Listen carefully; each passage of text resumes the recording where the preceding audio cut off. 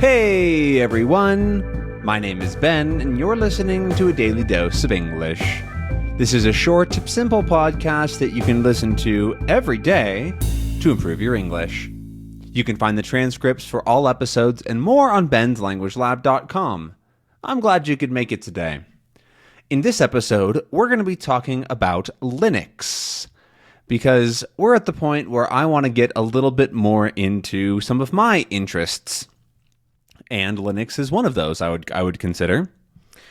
But a lot of people haven't really heard of Linux, so they don't understand what it is. And so hopefully I can make an interesting episode about that will make you learn something new, not only about English, but also about computers in general.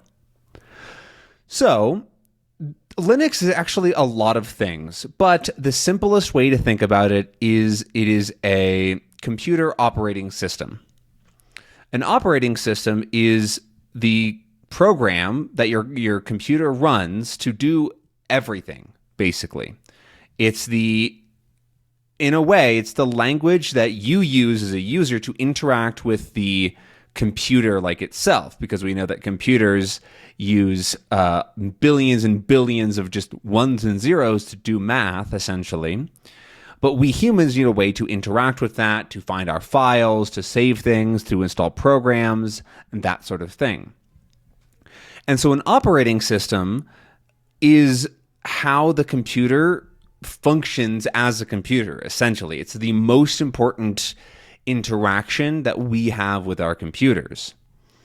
And there are a couple of different operating systems out there. Windows is the biggest one. Most people in the world use Windows. And then Mac OS is pretty small, and so is Linux. For personal desktops is the big thing. But you might not know this, but you have interacted with Linux computers every single day for the past many years. Because Linux is the backbone of most of the internet and servers and websites, essentially.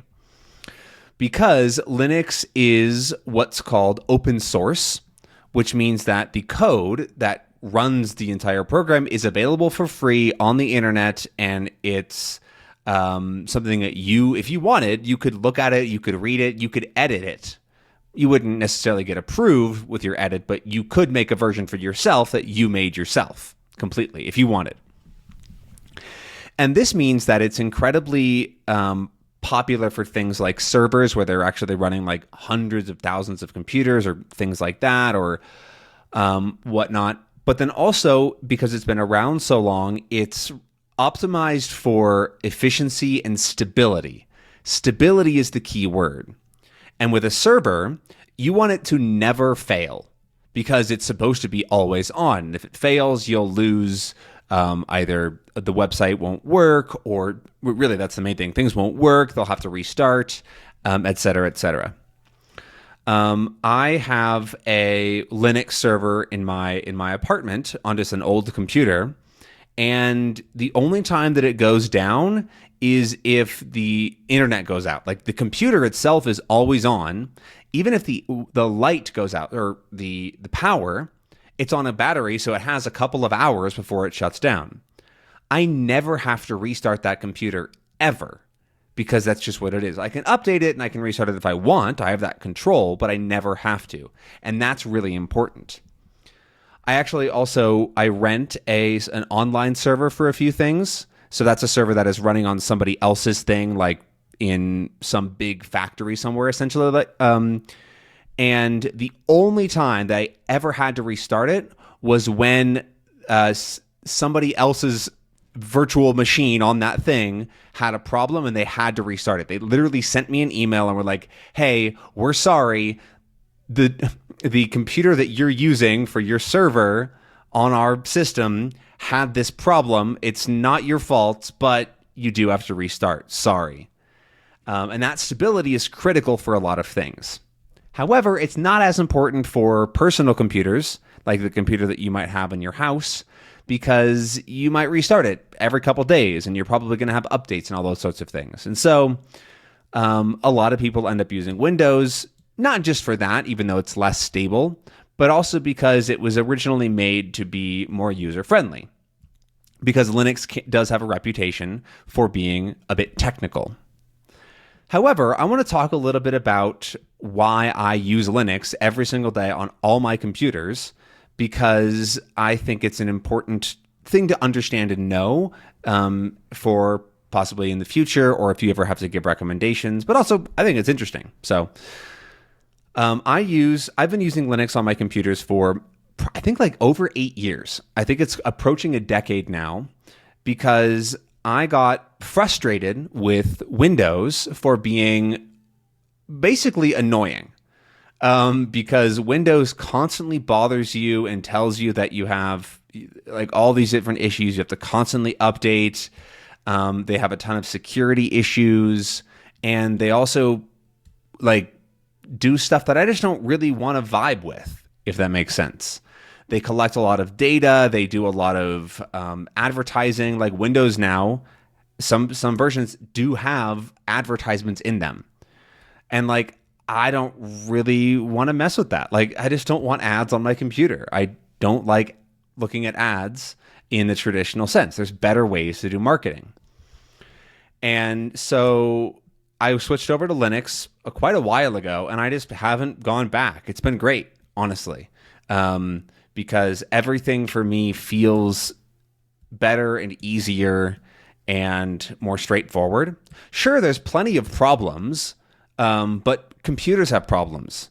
I work with people that that use Windows, or most people use Windows, but they constantly have issues. And so it's not like there's any difference in like the amount of issues. It's just like, okay, do I have control of this issue, or do I have like, can I just change things or move things around? Like, it's just better for me. However, I don't think it is the right option for many people. That being said, I don't think that Windows is the best option for a lot of people, but whatever, we'll get to that in a second. Because most people already have their workflows in place, and they know what they use, and they're comfortable with their computer. And that is more important than anything else. And so if you've been using Windows for 15 years, you should probably keep using Windows, because you know how things work, you understand the systems, you have your whole thing set up, and switching just doesn't really make sense for you. Same thing goes for Mac OS.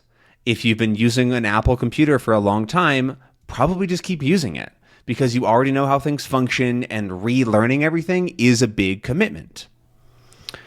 But if you're if you're getting your first computer, or you are really frustrated with Windows, or you want to try learning something new, that can be a great reason to start using Linux, because it's easy and it's free now. It used to not be. And most things just work. They didn't used to be like that, like a decade, 2 decades ago. It used to be a lot more technical, and you had to do things yourself.